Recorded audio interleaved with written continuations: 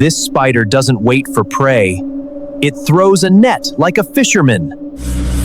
Most spiders build webs and wait.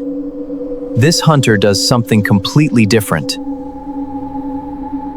It carefully spins a small silk net instead of a giant web.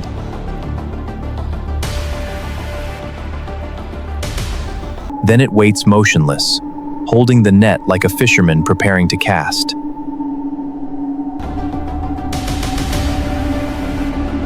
The moment prey comes close, the spider launches forward in a fraction of a second.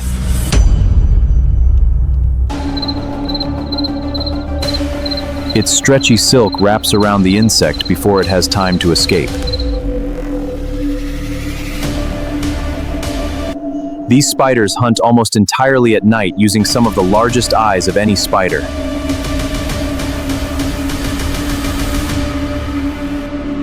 Their oversized eyes gather tiny amounts of light, helping them detect insects in near darkness.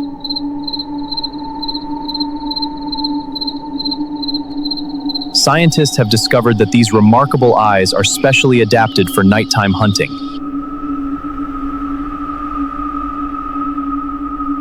Every successful catch depends on perfect timing, precision, and incredibly strong silk.